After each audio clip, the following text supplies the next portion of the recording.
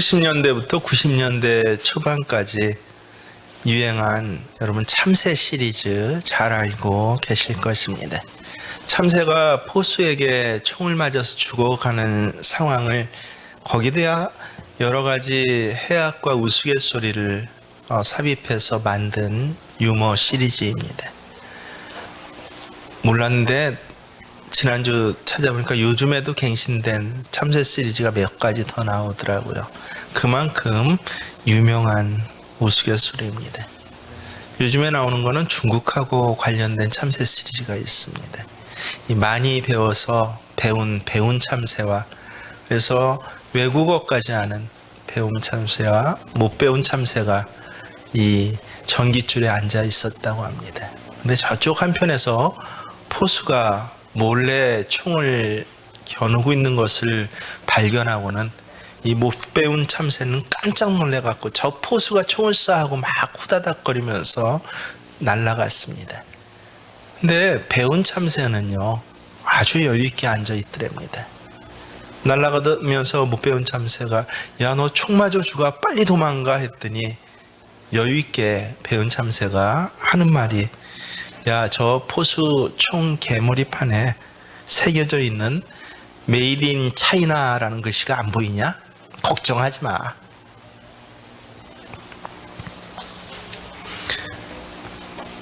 예전 70년대, 80년대에는 혀 짧은 참새 때문에 총알을 콩알로 발음을 해서 엎드려를 어표로 발음을 해서 총 맞아 죽었다라고 하는 이 시리즈가 사실은 굉장한 풍자입니다. 거기에는 어마어마한 정치적 내용들이 또 이데올로기들이 사실은 들어가 있는 것입니다. 당시에는 우리나라 독재 정치가 아주 극도의 상황을 치닫고 있던 때였습니다. 그래서 아소리, 어소리 한번, 요즘 무슨 방송에 언론 탄압이다 하는데 여러분 80년대 초 언론 탄압 기억이나 나십니까? 저도 학부사에 있을 때 아예 신문을 통째로 일제시대처럼 비워서 내야 하는 그런 시대였습니다.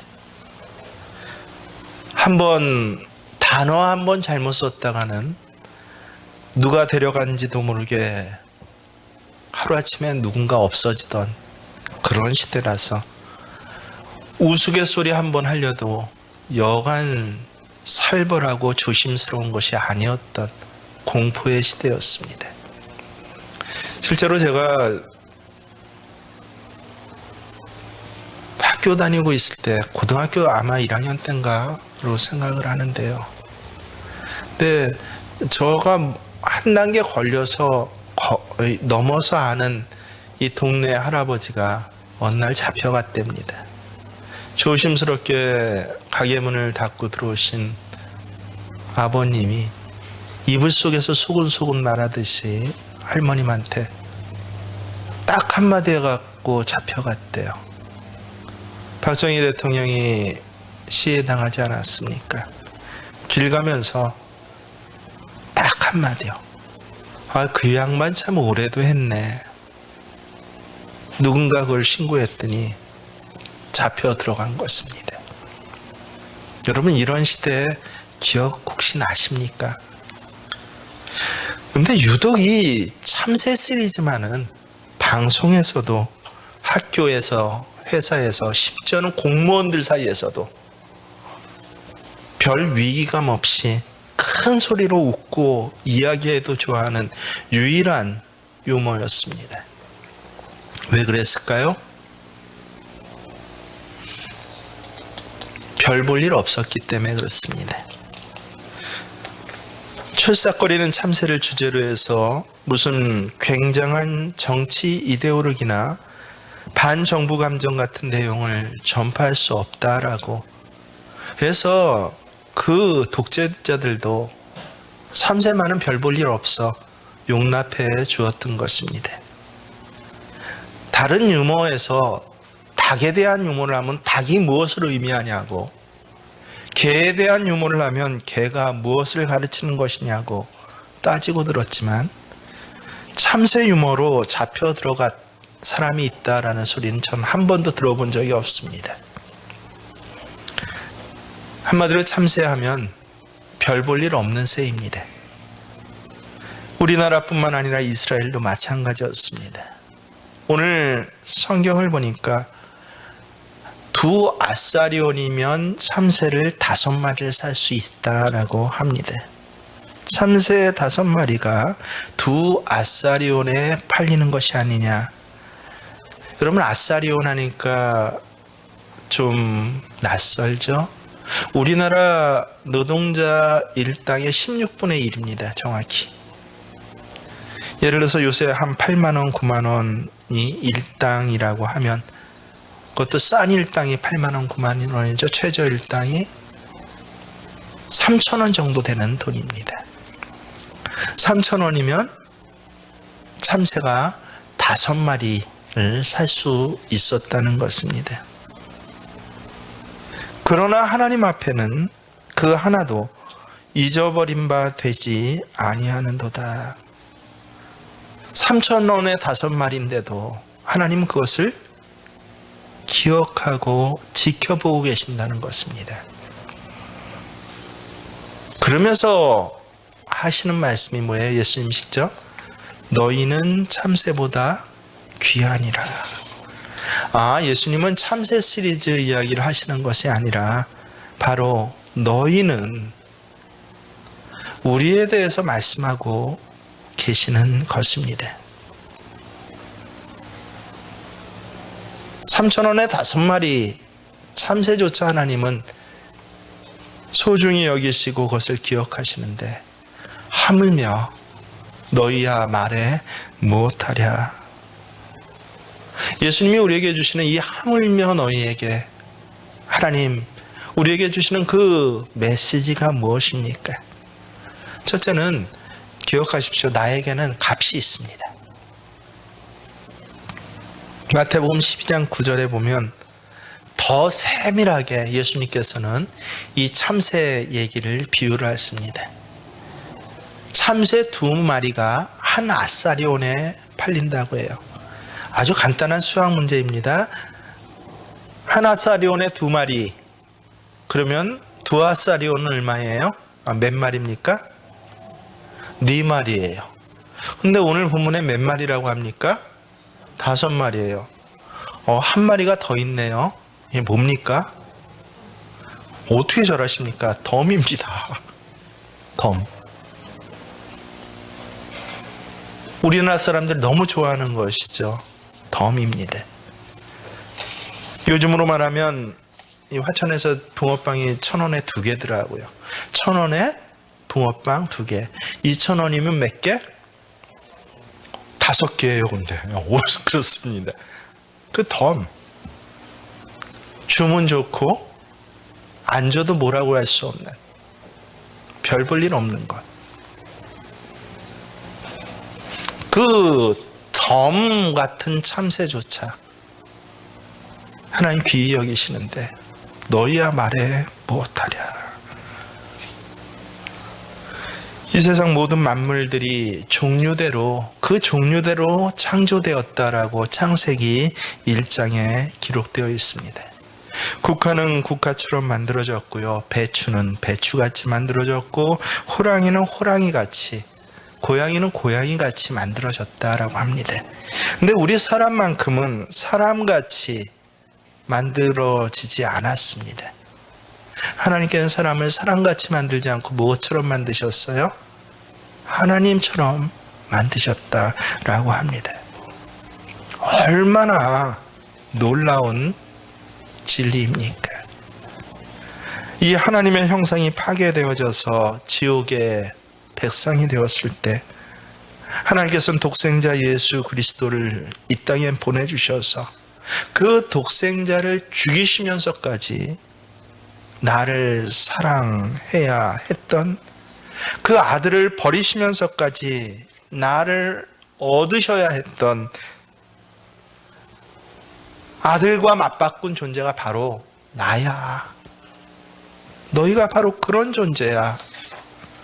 우리는 영생을 얻었습니다. 구원을 얻었습니다. 우리는 하나님의 자녀가 되었습니다. 우리는 영원히 천국에서 더불어 살아가게 될 천국 백성입니다. 너희 시민권은 하늘에 있느니라. 여러분의 몸이 조금 불편하다고 하나님 앞에서 원망하시겠습니까? 여러분이 건강할 때도 하나님은 관심을 갖고 계시지만 여러분이 몸이 아플 때도 하나님은 관심을 가지고 계십니다. 여러분의 가정을 얼마나 소중하게 하나님이 바라보고 주위에서 보시는지 모릅니다. 여러분이 그토록 애절하게 기도하시는 여러분의 자녀들을 하나님께서 그대로 두시겠습니까? 너희가 하나님 앞에 간구하면 세상에 악한 자라도 자기 자식에겐 좋은 것을 주는데 하물며 하나님께서 사랑하는 너희에게, 아들하고 맞바꾼 너희에게 좋은 것으로 주시지 않겠느냐라고 예수님 직접 말씀하고 또 말씀하십니다. 그러니 여러분의 생사의 문제, 사업의 문제, 환경의 문제, 여러분이 기도하는 일거수일투족에 하나님께서는 결코 무관심하실 수 없는 분이 하나님입니다. 하나님의 파토스라는 아주 유명한 신학적인 용어가 있어요. 성경 말씀이에요. 사실은 하나님의 약점이라는 것입니다. 아니, 전지전능하신 하나님인데, 세상에 무결점 하나님인데 하나님에게 약점이 있대요. 뭡니까? 우리를 사랑하시는 것이요. 그래서 우리가 기도하면 안 들어주실 수 없다라고 하는 그것이 하나님의 약점입니다. 덤으로 팔리는 참새 한 마리조차 하나님이 관심을 가지시는데 하나님의 허락이 없이는 그 한 마리조차 땅에 떨어질 수 없는데 하물며 너희일까 보냐. 엄마와 함께 국어 받아쓰기 공부하던 애가 이렇게 말합니다. 우리가 다 경험했잖아요. 처음엔 그 받아쓰기가 왜 그렇게 어렵습니까? 기억인지 키역인지 이 아이에게도 굉장히 어려웠던 것 같습니다. 문득 엄마 참새는 참 좋겠어. 왜? 참새는 이렇게 받아쓰기에도 여러 단어 쓸 필요 없잖아. 잭 한마디면 다 되잖아. 공부 많이 안 해서 참 좋겠다는 참새. 잭 한마디만 할 줄 아는 그 참새도 하나님은 사랑하신다는 것이에요.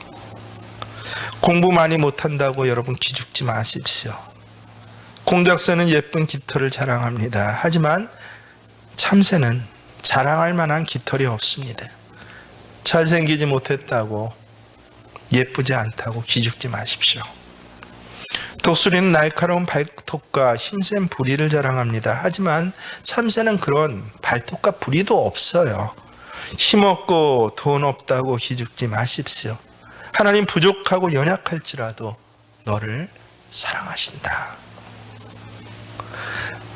저는 정말 또렷이 참새에 대한 기억이, 제가 뭐 동물이나 식물에 대한 그런 특별한 기억이 몇 가지 없는데 참새에 대한 기억은 또렷이 있어요. 제가 전학 가기 전에 학교였으니까 초등학교 아마 한 초반기 한 3, 4학년 때였다고 생각합니다. 그래서 어느 비 오는 날 이 학교 이제 끝나고 나가는데 저기서 푸드덕 봤더니 이 애기 참새가 비에 젖어서 어떻게 됐는지 날질 못하고 푸드덕 그리고 화단에 있는 것이에요. 어린 마음에 그게 참 안 돼 보여서 조심스럽게 손으로 받아서 이루고 집에까지 그리고 왔어요. 옛날 그 팔각 성냥갑 있지 않습니까? 집집마다 다 쓴 성냥갑 빈통에 그 참새를 넣고 거기에 이제 또 어린 생각이 알아갖고 쌀하고 뭐 집에 있는 곡류를 몇 마리 이렇게 좀 떨고 넣습니다. 빨리 먹고 이 날개가 말라가지고 내일 비 그치면 잘 날아가라고요. 그 모양을 보더니 할머님이 그러는 거예요. 할머님이랑 같이 살 때, 야, 참새는 사람이 키울 수 없어 라고 하십니다. 왜 할머니 내가 이렇게 잘 돌봐줘서 이 날개 마르고 건강하면 이제 내일 날아갈 거야. 참새는 안 돼. 할머니 왜 안 되는데? 그때 들은 그 할머니 말씀 잊을 수가 없어요. 할머님 그 쓰던 말 그대로입니다. 용서해 주시길 바랍니다. 성질이 더러워서 안 돼. 제 성질에 못 이겨서 죽어. 정말 이틀인가 있다가 참새가 죽어 있습니다.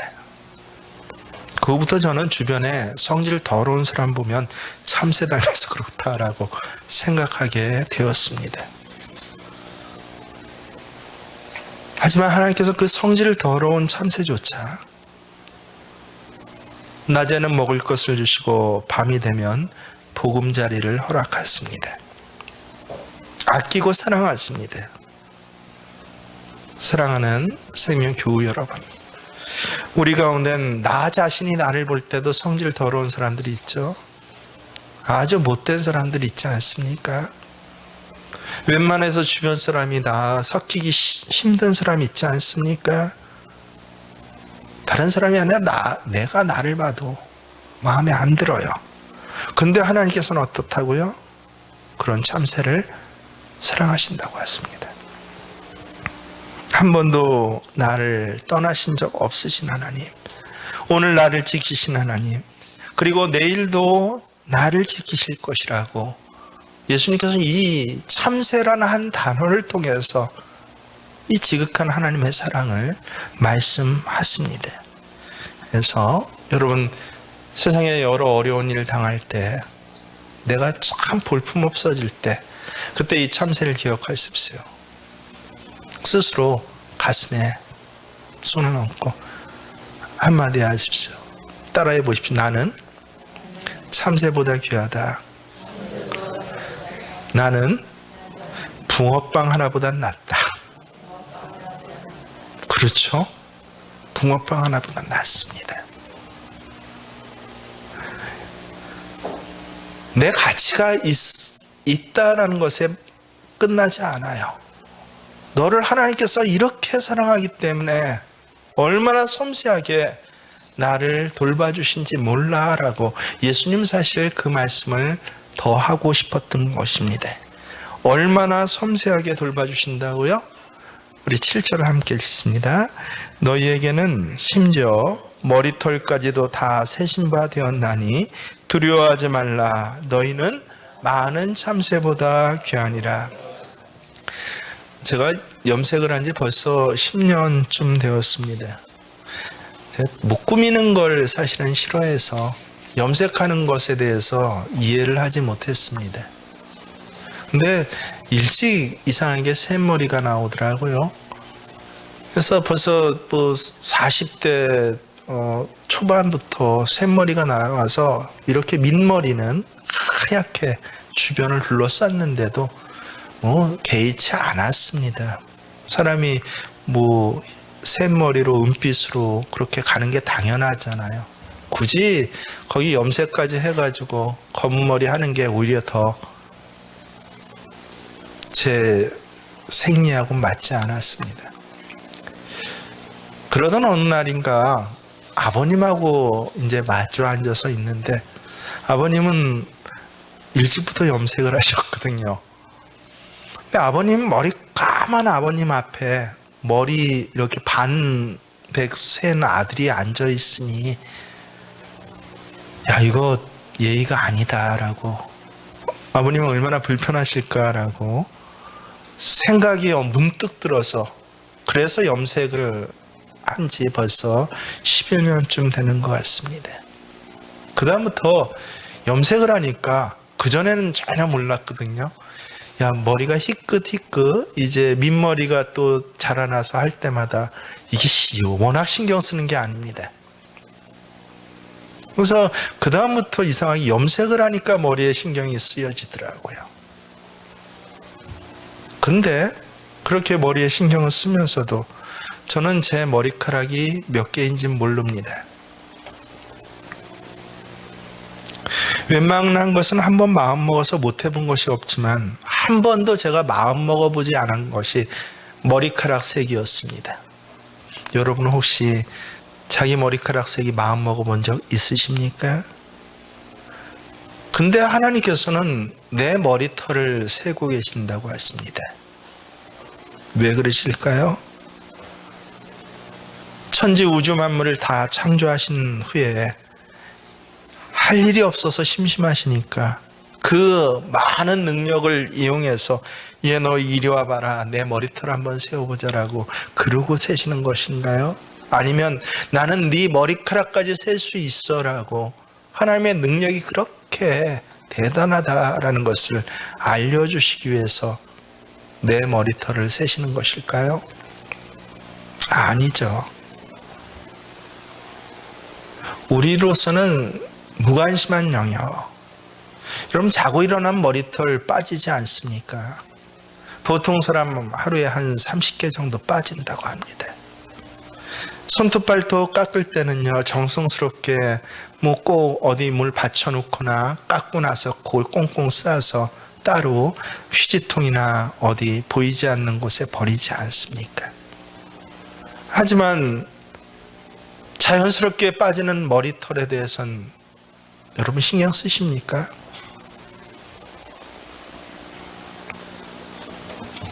내 신체 중에 나 자신이 무관심한 그 떨어진 머리털 하나까지도 하나님 나에 관한 것이라면 세고 계신다고 하시는 것이에요. 저는 제 주름살이 몇 개가 늘어난지 모르겠습니다. 근데 하나님은 그것을 세고 계신대요. 저는 제 이빨이 속이 어떻게 흔들려 가는지 잘 모르겠어요. 근데 하나님께서는 그것을 세고 계신다고 합니다. 왜요? 나를 그렇게 사랑하신다는 것이에요. 우리 아이들 키울 때 그 마음을 생각하면 정말 그래요. 우리 애들은 자기가 이 몇 개인지 몰라요. 누가 알아요? 엄마가 알아요. 우리는 그저 눈에 크게 보일 만한 이빨 정도 세시지만 그 정도밖에 아이들을 사랑할 수 없지만 하나님께서는 머리카락 하나조차 사랑하신대요. 예전에 여전한 하나님의 사랑이란 감동적인 글을 읽은 적이 있습니다. 미국의 수잔 앤더슨이라는 사람이 실제 수기예요. 이 사람이 평상시 시력이 나빠서 그래서 아마 이 시력 수술을 아마 백내장 수술을 일반적으로 받은 것 같습니다. 근데 어찌됐는지 수술을 잘못 받아서 아예 시력 자체를 상실하고 말았습니다. 앞을 볼 수 없게 된 아내를 위해서 자상한 남편은요, 그 아내의 직장까지 매일 데려다 주고 출근하고, 그리고 먼저 그 아내의 직장으로 퇴근해서 기다렸다가 그 아내를 픽업해서 그래서 집으로 돌아와주는 그런 자상한 남편이었습니다.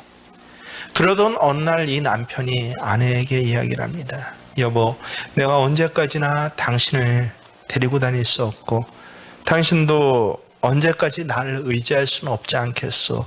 이제부터 당신 혼자 출근해요. 아내는 그 이야기를 듣고 남편의 말이 수긍은 됐죠. 근데 마음 한구석에서는 서운해요. 곰곰이 씹어보니까 배신감까지 밀려왔습니다. 하지만 그렇게 할 수밖에 없었기 때문에 이를 악물고 다음 날부터 혼자 출근하기 시작했습니다. 흰색 지팡이를 짚고 길을 가는데 여러분, 이 눈 잘 보이던 사람이 갑자기 수술로 시력을 잃어버렸으니 어떻겠습니까? 넘어지기를 숱하게 하고 부닥치셔서 온갖 손과 다리, 특별히 정강에 멍이 들기를 숱하게 하고, 그러면서 넘어진 자리에서는 이 돌변한 남편의 태도가 서러워서 눈물도 흘렸지만 그래도 이를 앙다물고 그렇게 혼자 출근하고 퇴근하다 보니까 조금씩 적응이 되어 가더랍니다. 그런데 혼자 다니기 시작한 한참 지난 어느 날인가 여전히 그 버스를 딱 올라타고 기사 뒤에 앉았는데 자주 꼭 그 시간 자기 차를 타는 이 부인이 눈에 익어서, 그래서 이 버스 기사가 어느 날부턴가 말을 걸기 시작합니다. 그러더니 하루는 부인 참 좋으시겠습니다. 아주 훌륭한 남편을 두셨어요. 어쩌면 저렇게 하루도 안 빠지고 한결같이 부인을 보살펴 줍니까? 라고. 알고 보니까 남편은요, 아내가 버스를 타면 같이 타서 그 뒷자리에 앉고, 아내가 버스 내리면 같이 내려서 아내가 회사에 들어가는 것까지 쳐다본 후에 자기 직장에 출근했더라는 것입니다.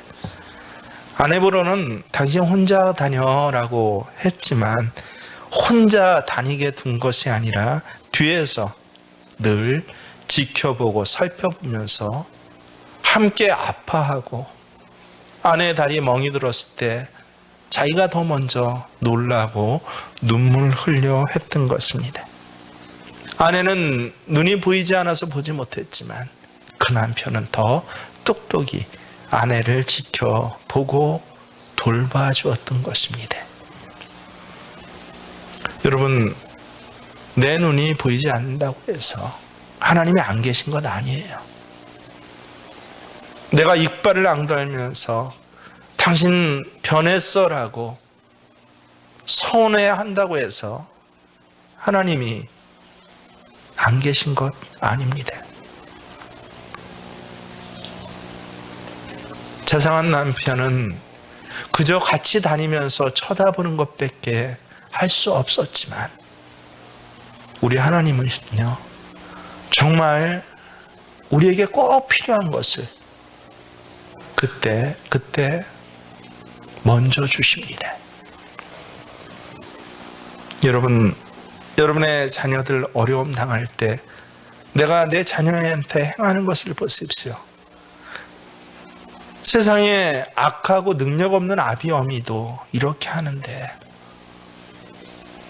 그 능력만 하나님께서는 어떻게 하시겠냐라고 세밀하게 정말 나한테 꼭 필요한 것을 그때 도와주신다라는 이 말씀을 예수님 하고 싶으셨던 것입니다. 그러기에 예수님께서 정말 말씀하시고 싶은 것은 무엇입니까? 너희의 미래에 대해서 걱정하지 마라고, 신뢰해라라는 것입니다. 어제 중등교사 임용 시험이 있었습니다. 전국에서 중학교 교사, 고등학교 교사 되고 싶은 선생님 교대 나와서 준비했던 6만 명 가량 시험을 보았습니다. 근데 코로나가 갑자기 확산되는 바람에 67명이 시험을 못 봤다고 해요. 자가격리 조치가 내려진 537명도 별도의 시험장에서 시험 보게 했는데 확진 판명 받은 67명만은 시험을 못 봤다고 합니다. 1년 동안 준비해온 시험을 자기 잘못도 아닌 이 코로나 때문에 못 본 것이에요.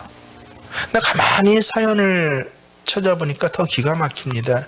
67명 그 숫자도 안타까운데 사실은 시험 전날까지 확진 환자가 39명이었다고 해요. 근데 자고 일어났더니 시험날 자기가 확진 환자가 돼 있는 사람이 67명이었다고 합니다. 시험장 들어가는 걸 거부당한 것이에요, 아예. 근데 그 67명 가운데 얼마나 안타까운 사연을 가진 사람이 많은지 모릅니다.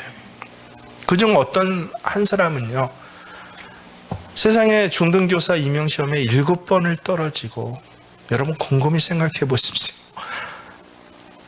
대학 재수도 아니고 중등교사 7번을 떨어지고 8번째 마지막 시험 보는 거다라고 해서 이거 아니면 이제 난 교사 되기 틀렸어. 다른 밥벌이라도 해야 돼서 집에서 마지막으로 한 해 정말 이번엔 꼭 붙어라 하고 1년 내내 다른 아르바이트도 안 하고 오직 집에서 대주는 것으로 1년을 준비한 칠수생이 있다는 것이에요. 이번엔 자신이 있었습니다. 시험 보려고 딱 왔는데 어제까지도 괜찮은데 오늘 자고 일어났더니 너 코로나 걸려서 넌 시험 못 봐.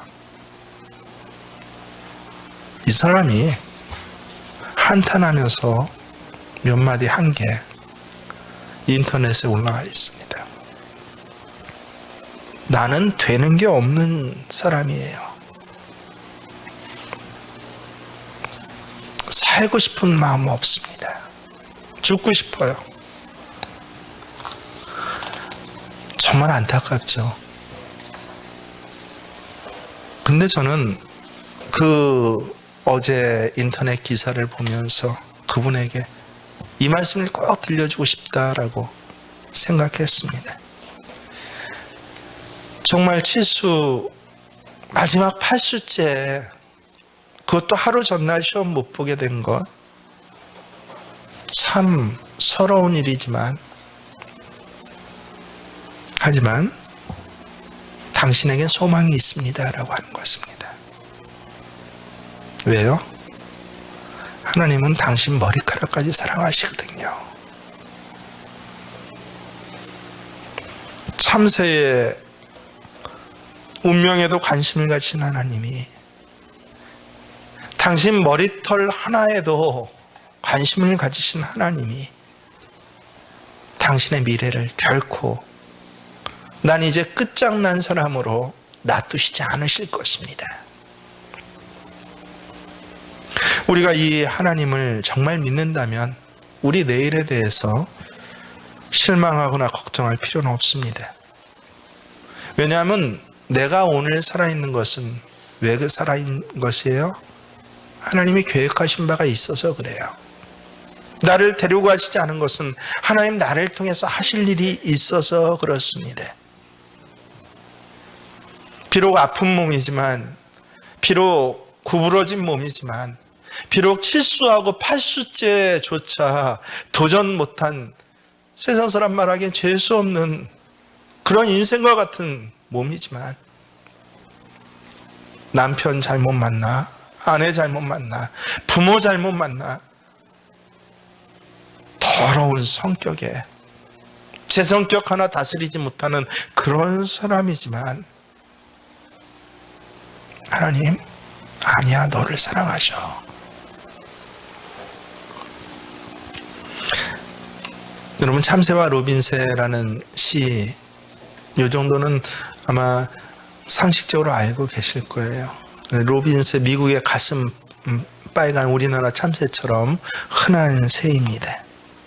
이 로빈새가 참새에게 말했습니다. 참 이상하지? 사람들은 왜 저렇게 많이 걱정하고 왜 저토록 안절부절하고 안달을 하지? 참새가 대답을 합니다. 내 생각엔 말이야 나와 너를 돌봐주시는 분 하늘에 계신 하나님 아버지 그 하나님이 사람들에게는 안 계신가 봐. 여러분 다시 한번 고백하십시오. 세태가 점점 어려워질 것입니다. 때로는 나는 끝났어. 나 같은 게 뭐래. 내 인생은 아무것도 아니야 라고 생각하게끔 세상은 여러분을 몰아갈 것입니다. 그때 오늘 이 말씀을 꼭 붙잡으십시오. 덤으로 출삭거린 참새 하나조차 사랑하신 하나님이 하물며 아들을 주고 맞바꾼 너를 하물며 그냥 놔두시겠느냐라고. 심지어 머리털까지도 다 세신바 되신 너에 대해서 그렇게 관심이 많으신 하나님께서 너를 가만히 두시겠냐라고. 두려워하지 말라. 너희는 많은 참새보다 귀하니라. 무엇을 먹을까 먹을 것 때문에, 무엇을 입을까 입을 것 때문에 이 하나님을 떠나지 마십시오. 여러분의 더러운 성격 때문에, 여러분의 여러 약점들 때문에 이 하나님의 손을 놓지 마십시오. 우리가 연약하고 깨지기 쉬운 존재라는 것 하나님이 이미 아셨어요. 우리가 그렇게 못난 사람이라는 것을 이미 아시고도 예수님을 주고 맞바꾸신 것이 바로 저와 여러분입니다. 이 사실을 꼭 믿으시고, 이제 분명히 앞으로 한 3개월 얼마나 어려워질지 저는 지난주부터 끔찍합니다. 우리 교우들의 삶의 자리가 얼마나 힘들어질까, 얼마나 쓰러지는 사람이 그 가운데 많을 것이고, 심지어 믿음이 파손한 사람은 또 얼마나 나올 것일까. 하지만 이 말씀을 꼭 붙잡았더니, 저 먼저 붙잡았더니 얼마나 큰 위로가 되는지 모릅니다. 오로지 힘들 때마다, 마음이 흔들릴 때마다 여러분 이렇게 하십시오. 하나님, 저는 지금 마음 흔들리고 있어요. 하나님, 저는 걸핏하면 넘어집니다. 하나님, 내가 얼마나 연약한지요. 이렇게 있는 그대로 하나님 앞에 고백하십시오. 평탄할 때 함께 하셨던 하나님께서 역경 가운데서도 여러분과 함께 해주실 것입니다. 성공 가운데 동행하셨던 그 하나님께서 실패 가운데서도 여러분과 함께 하실 것입니다. 이 땅에 살아가는 여정 가운데서 동행하셨던 그 하나님께서 내 인생의 죽음의 자리를 넘어서 하나님 내 손 붙들어서 저 천국으로 나를 영접해 주실 것입니다. 이 말씀이 올해 하반기를 살아가시는 하물며 너일까 보냐 하나님의 귀한 사랑의 음성 되셔서 늘 귀에 새겨지시고 마음에 새겨지고 입술로 중얼거려지시는 귀한 생명교회 교우들 되시길 주의 이름으로 축원합니다. 그렇습니다. 하나님, 한 번도 나를 실망시킨 적 없으십니다.